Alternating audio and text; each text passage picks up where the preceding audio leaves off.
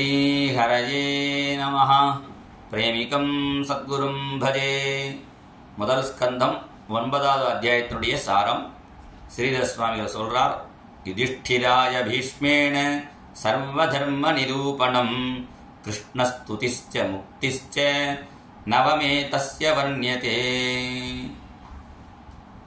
தர்மபுத்திரருக்கு யுதிஷ்டிரன் பேர்.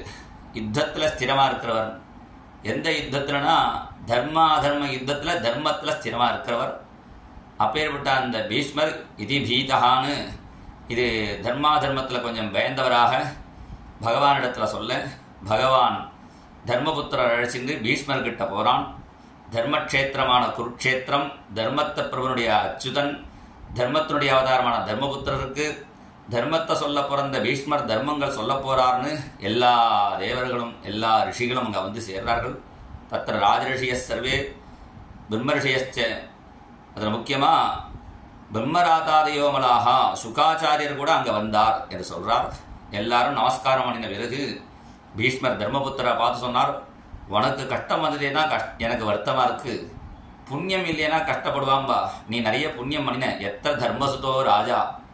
சில பேருக்கு பலம் சரீர பலம் இல்லைன்னா பரவாயில்ல, கஷ்டம் வரும்பா. உனக்கு சரீர பல ஸ்வரூபமா பீமன் இருந்தான், அஸ்திர பலத்துக்கு அர்ஜுனன் இருந்தான். தெய்வ அனுகூலம் இல்லைன்னா கஷ்டம் வரும்னு சொல்லுவா. உனக்கு தெய்வமே உங்க ஆத்துல மெம்பரா ஒருத்தரா இருந்தார் கிருஷ்ணன். புண்ணிய சாரீர பல அஸ்திர நைபுண்ண சஸ்திர தேவ சம்பத்தாவபி சுகுத் கிருஷ்ணா. இவ்வளவு இருந்தும் கஷ்டம் வந்ததேன்னா அதுக்கு என்ன சொல்றதுனா, சர்வம் காலகிருதம் மன்னே. அந்தந்த காலத்துல அது வரும். ஆனால் பக்தர்களுக்கு பகவான் கூட இருந்து அனுகூலம் பண்ணுவான் என்கிற விஷயத்தை சொல்லி, உண்மையான இந்த கிருஷ்ணனுடைய பெருமையை சிவனுக்கும் கபிலர் முதலியவாக தான் தெரிஞ்சிக்க முடியும்.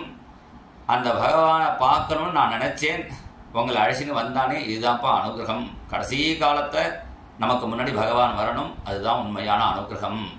சதேவ தேவோ பகவான் பிரதீட்சதாம்னு பகவானை பிரார்த்தனை பண்ணிட்டு அதன் பிறகு தர்மபுத்திரருக்கு பலவிதமான தர்மங்களை உபதேசம் பண்ணி, இனிமேல் அந்த லௌகீகமான வார்த்தைகளை நிறுத்திக்கிறேன்னு பீஷ்மஸ்துதி ஆரம்பிக்கிறார். இதிமதி ரூபகல்பிதா விதிருஷ்ணா. இதின்னு முடிக்கும்போது தான் சொல்லுவோம், இத்தியாரிஷேயே இதி ஸ்ரீமத் பகவத்கீதாசு இதி ஸ்ரீமத் பாகவதேன்னு. இப்போ ஏன் இதின்னு சொன்னார்னா, இந்த லௌகீக வார்த்தையை நிறுத்திட்டு பகவானை பற்றி மாத்திரம் சொல்ல போறேன் என்பதற்காக இதிமதி ரூபகல்பிதா விதிருஷ்ணா. என்னுடைய புத்தியை, சுத்தமான புத்தியை நான் சமர்ப்பிக்கிறேன். சுத்தமான புத்தி எதிரானா வேற எதையும் ஆசைப்படாத சுத்தமான புத்தி, அல்லது அவிதிருஷ்ணா பகவானிடத்துல நீங்காத ஆசையுடைய என்னுடைய புத்தியை சமர்ப்பணம் பண்றேன். பகவான்கிட்ட சமர்ப்பணம் பண்ணணும்னு அவசியம் இல்லை, பகவானை பார்த்தாலே புத்தி போயிடும் அவன்கிட்ட. அவ்வளவு அழகு. திரிபுவன கமனம் தமால வர்ணம். அந்த அழகை அடுத்தவாளுக்கு உபகாரம் பண்ணணும் என்பதை பகவான் காட்டுறார். நிழல்ல அர்ஜுனனை உட்காந்து வச்சு வெயில்ல தேர் ஓட்டி கிருஷ்ணனுக்கு வேர்த்து கொட்டுறது சிரமவாரி அலங்கிருதாசியங்கிறார். நமக்கு வேர்க்காம ஏசி ரூம்ல இருந்தா அழகு இல்லை, அடுத்த வாளுக்கு உழைச்சி உடம்பு வியர்த்தா அதுதான் அழகு என்று பகவான் காட்டுறான். அப்புறம் அர்ஜுனன் சொன்னதுக்காக அந்த வண்டியை நடுவில் கொண்டு நிறுத்தி எல்லாரையும் கண்ணால காட்டினானாம். அசௌ பீஷ்மஹா அசௌ துரோணஹா அசௌ கர்ணஹான்னு. ஏன் கண்ணால காட்டினான்னா, கண்ணால ரக்ஷணாகிருதவதி. அர்ஜுனனுக்கு கண்ணாலே அவனுடைய சத்துருக்களை அடித்து ஹெல்ப் பண்ணினான் என்று சொல்றார். அப்புறம் சண்டை போட மாட்டேன் என்று சொல்ல, குமதி மகரது ஆத்ம வித்ய ஜாயா. அந்த குமதி என்னோட சேர்ந்த வாங்கும்போது தான் அடிக்கணும்னு தோணலை, அந்த மோகத்தை நீக்கிறதுக்காக கீதையை உபதேசம் பண்ணினதையும் சொல்லி தனக்காக பகவான் பண்ணின ஸ்பெஷல் அனுகிரகத்தை சொல்றார். ஸ்வனிகமம் அபகாய மத் பிரதிஜாம். பகவானுடைய எல்லா அவதாரமுமே பக்த வாக்கியத்தை சத்தியம் பண்ணுறதுக்காக தான். சத்தியம் விதாதும் நிஜபிருத்திய பாஷிதம். ஆனால் இந்த அவதாரத்தில் ஸ்வனிகமம் அபகாய, தன் வாக்கியத்தை விட்டு பக்த வாக்கியத்தை சத்தியம் பண்ணுறான். அந்த பீஷ்மர சக்கரதாரியா பார்க்கணும்னு சொன்னதுனால திருத ரதச்சரணோபியாச்சலத்குஹு ஹரிரிவகந்துமிபம் கதோத்தரீயா. அந்த சக்கரத்தை எடுத்துன்னு ஓடும் பொழுது துண்டு அவிழ்ந்து கூட தெரியலையா. ஏண்டான்னா துண்டை விழுந்து தெரியும், இருந்தாலும் அந்த பீஷ்மருக்கு தன் அழகை காட்டுறதுக்காக துண்டை விட்டுட்டு போறான். நம்மெல்லாம் ட்ரெஸ் பண்ணா அழகு, குருவாயூரவனுக்கு ட்ரெஸ்ஸே இல்லாமல் கோமணத்தோடு இருந்தால் தான் அழகு. தன் அழகை காட்டுவதற்காக போனான். இங்கே பல அர்த்தங்களை குருநாதர் சொல்வார். கதோத்தரீயகா. அது மாத்திரம் இல்லை, தான் போயிட்டேன்னா அந்த குதிரை கிளம்பிட போறதுன்னு குதிரையை நிறுத்தத்துக்காக துண்டை விட்டுட்டு போறான். கதோத்தரீயா. பூமி வேப்படுறாள் சலத்குஹுன்னு. அந்த பூமியை சமாதானம் பண்ணுறதுக்கு பாதி துண்டை கீழே விட்டுட்டு போகிறான். கதோத்தரீயகா. பகவான் குதிச்ச உடனே ஹனுமானும் கீழே குதிக்கிறார். அந்த ஹனுமானை உட்காத்தி வைக்கிறதுக்காக துண்டை விட்டுட்டு போகிறான். கதோத்தரீயகா. பீஷ்மர் ஒவ்வொரு அம்பும் போடும் பொழுதும் கிருஷ்ணாய நமஹா, கமலாநாதாய நமஹா, விஸ்வஸ்மே நமஹா, விஷ்ணவே நமஹான்னு சொல்லி போடுறார். அந்த அம்பை போட்டாலும் அன்பா போடுறதுனால அதை வாங்கிக்கிறதுக்காக துண்டை விட்டுட்டு போகிறான். கதோத்தரீயகா.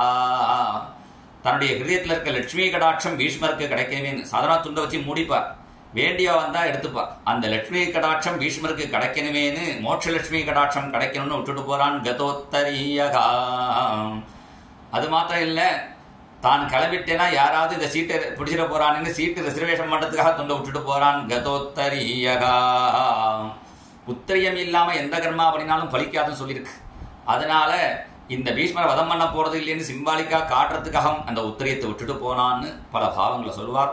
கதோத்தரீயகா. அதை ஸ்மரிச்சிக்கிறார்.